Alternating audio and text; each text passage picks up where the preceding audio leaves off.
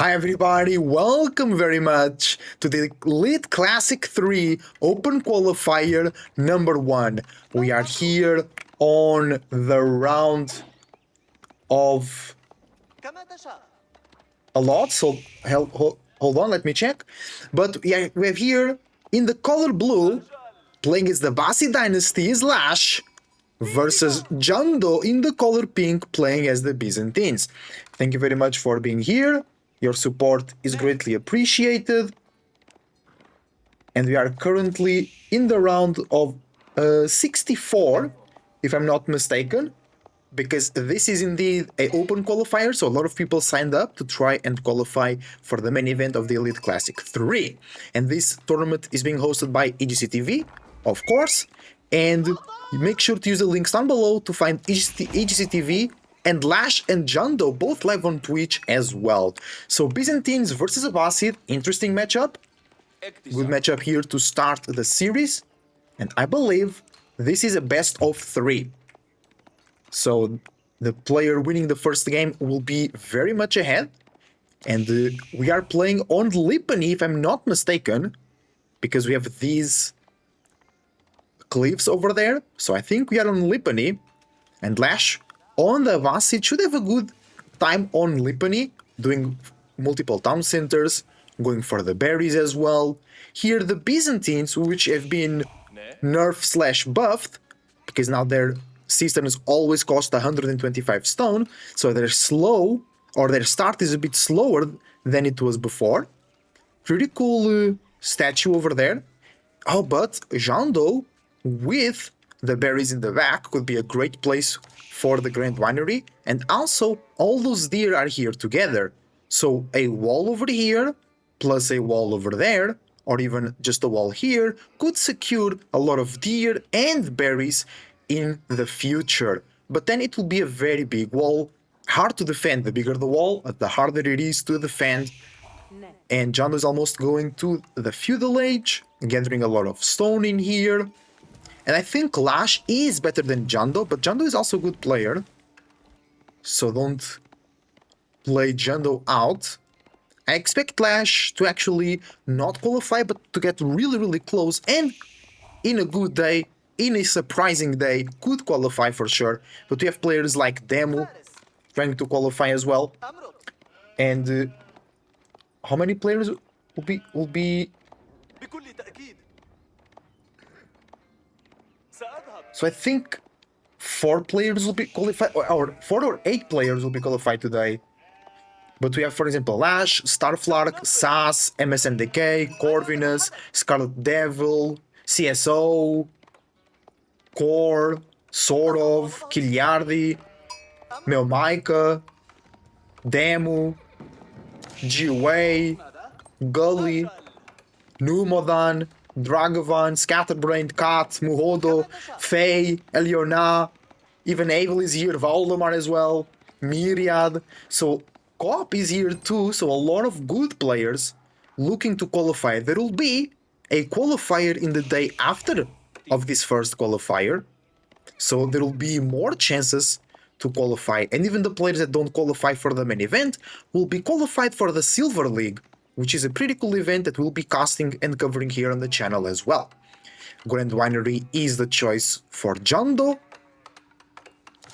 and Lash is going with Military Wing, but is not skipping that second town center. He'll be potentially using the 2 spearmen and 2 archers spawning immediately as the age-up clicks in to apply pressure to the enemy, to give himself time to get the second TC, or to just protect the location of the second TC to not be harassed by any early military units from Jeando. In terms of food, we have some berries in the front, not berries, deer, and berries as well, and more berries and deer in a very far away place.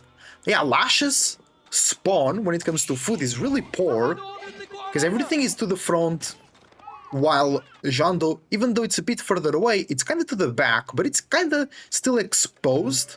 So I would say both players don't have the safest food sources, and Jeando goes immediately to the horticulture upgrade. You can get it faster if you activate Dialecticus on the cistern. I think Jeando did not activate that, no. So that upgrade could be coming in faster, improving the economy of Jeando faster as well.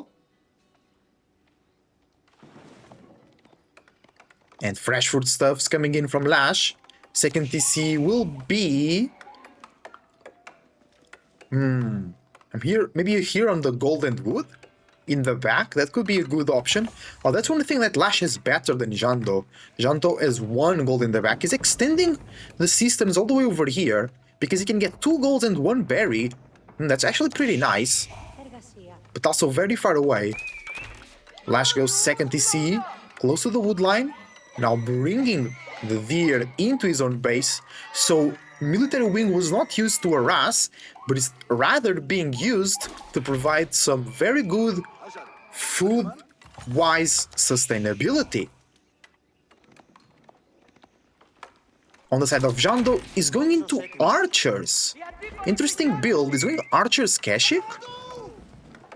Lash went military wing, so if he wants, he can research bootcamp and increase the health of the infantry units, but also with fresh foodstuffs and second TC, the economy will be much better, and if he wants to build archers, he'll have way more potential than the Byzantines, but Byzantines then will have those free units on the form of the mercenaries that you can pay with oil, but Jeando is going for the whole Cistern system under 7 minutes, level 3, no, that will be level 4, not level 5. Still a very good aqueduct network, boosting the Byzantine Empire very well, very efficiently. Some archers arrive from Jeando at the battlefront. Lash retrieves into his own base. He's going stable and archery range. So this could be horsemen and camel archers.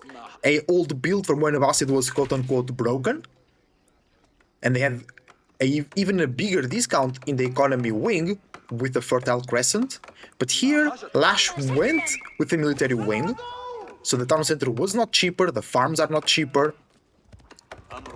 Because one part of the strategy that involved spamming horsemen and camel archers was it was so easy to just allocate so many Abbasid villagers to wood and then spam farms around the town centers that then you could afford the horsemen and the camel archers because you'd have cheaper villagers because of fresh foodstuffs, and then Golden Age Tier 1 will give 15% gathering rate for all resources, and because farms were cheaper, you could do more of them, so they would pay off earlier as well.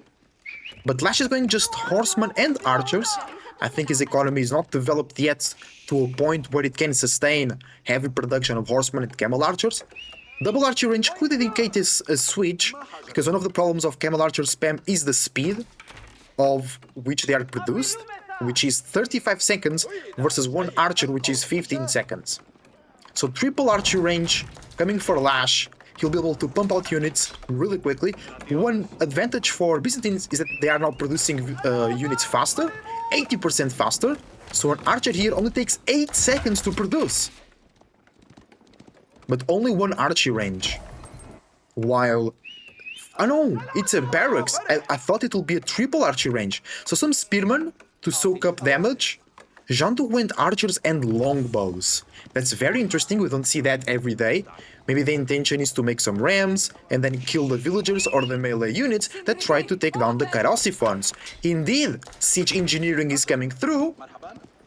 And Lash is already almost 10 villagers ahead. But there is nothing here protecting the archers from Jeando, so the horsemen feel free to jump in. They are going through into the archers. Longbows waiting in the back in the stealth forest. Spearmen as well around here. Not spearmen, Limitane. Wanting to defend here, but the horsemen are taking care of the ranged units from Jeando. No military upgrades, +1 range damage is here now, so the ranged units for Jeando are doing way more damage. But those horsemen are doing way more damage in return. And even though Jeando killed the ranged units from Lash, he lost a lot of his own ranged units, and Lash has more villagers and a slightly more efficient economy, I would say, because of the cheaper villagers and the 15% more gathering rate. Yes, we also have now level 5, So 26% gathering rate for the Byzantines, but only one building. And the archer is still being produced. Wait, it should be 100% faster right now. So it should be... Maybe it was already level 5 when I saw it? So 8 seconds, but only one archer range. For Lash, we have 2 archer ranges. The thing is, he's investing into horsemen, which are very expensive, and he only has 2. He lost a lot of them. Jeando needs more spearmen. Because while he makes the Kairosiphones, the horseman numbers will grow. And 9 villager lead for Lash maintains, because he lost a villager in the early skirmish.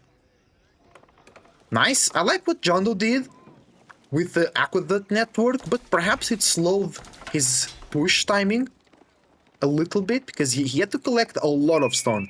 125 times 5. So way more than 500 stone was collected. I mean, no, because when you drop buildings, you also receive passive stone. That's right. So he didn't need to mine all the stone for the cisterns. Lash with range defense upgrade, and now the range attack upgrade coming in. And 17 spearmen for Lash, 9 longbows, and 9 archers. No, 18 archers for Lash, not spearmen. Sorry. Horseman coming in. Accurate defense gets activated when horseman goes down, but 1 villager goes down as well. So as I was saying, 20 archers for Lash, and technically 19 for Jeando, but they're a bit better in terms of the longbows. Do we have bootcamp? Bootcamp not yet researched. Lash giving priority to other upgrades. Mahaja took. Jeando is marching into the base of Lash. Let's check the income per minute. Similar food income. Lash with more wood and more gold. That's a lot of archers for Lash. 27. I don't think Jeando can deal with this. He has 14 archers and 14 longbows and 13 archers though, which is 27 as well. But I just think because of the economy situation, Lash can afford to lose some units while Jeando cannot, because he's falling behind on the villager numbers. Mass archers from Lash starts shooting down at Jeando. Nice kiting from Lash. The backline from Jeando cannot keep up with the backline from Lash as Lash retreats into the town center. That's a tiny advantage for Lash, because he's only using archers. His army will be a bit faster. If Jeando has the archers and the longbows in the same control group, the longbows will slow down the archers.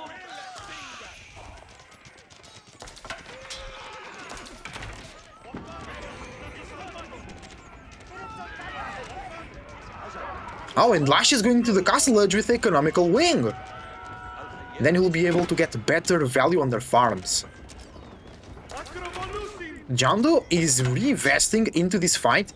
He wants to take down the second town center, but Lash is already 15 villagers ahead. Plus 15% gathering rate, which we have to offset from the 26% plus gathering rate for Jeando. But for Abbasid, it's everywhere. Every single villager is buffed. Well, from Byzantine, it's only around the cisterns, which have a pretty good range. But sometimes imagine, Jeando will run out of these berries, and he might not want to take this gold. But then the other golds are buffed anyway, so good connection actually from Jeando over there. He keeps investing, he's remassing a lot of units. 20 archers, 15 longbows. But for Lash, only 20 archers and 30 horsemen. Jeando wants to go in once again. He's now researching wheelbarrow at 14 minutes, better later than ever. No, better later than never. Kairosiphones breaking down the wall, so Jeando choosing another path right now. He burns the wall but then retreats. He's giving too much time for Lash, because once Lash ages up, the upgrade to the archers will be rather quick. 1 minute. Jeando comes through, starts tearing down the second town center from Lash. The archers come in and shoot at the spearmen. We have horsemen raid at the same time. Spearmen in place to defend. Good play fire from Jeando. Jeando almost 20 villagers behind. Lost 3 villagers. Lash is now castle age. Triple archery range and triple barracks of Gulams can start being spewed out by Lash now. And Bootcamp also in queue. Upgrade to Veteran on the Archer also in queue, so not only the Archers will get more bulky because the Veteran upgrade, but also because of the Bootcamp, and then there will be no way for Jeando to sustain the damage. Second DC goes down though, but already a good villager lead for Lash. More villagers being attacked by the horsemen from Lash, good play there, nice defense from Jeando. He retreats. He wants to go Castle Edge as well. Way more military from Jeando, but the Gulams are hard to answer. But that's right, and it's not just that, it's just the better archers with more HP and the Veterancy upgrade as well. One horseman was built by Jeando. Jeando now moves to the deer and also to the berries in the back line. Longbow numbers up to 20. Oh, Lash is coming in. Jeando maybe should have retreated all the way back to his own base. The Gulams here will be too much to deal with because they have Bootcamp as well. They are now up to 224 HP. The Longbows retreating away. The Rams going down though, the Kairosiphones. The Archers dealing some damage to Jeando's army. And he retreats, but those are very heavy losses. And now the military numbers are way closer, and Lash, with the age-up advantage, with the technology advantage, could just push into the base of Jeando. The armored units will sustain a lot of damage, but the longbows and the archers are decimating that one lancer over there. Good value from Jeando. But Lash is way ahead on the destroyed value. So he's doing way better. Jeando forcing a lot of the villagers to age up. 27 villagers on that quick age up, but he lost too many units. And now he's the one behind on the military count. I think this might be GG here, or really soon. Jeando now would need to mass crossbows, but Lash already with 31 archers means that the crossbows can't do much. Cataphracts will be a good answer, but they are so expensive and take a lot of time to build up. So I think Jeando will not be able to resist here, and we accelerate a little bit. Thank you for watching, leave a like and subscribe if you're watching on YouTube, check EDC TV, my Twitch channel, and these two players' Twitch channel as well. And game 1 goes to Lash, let's go to game 2.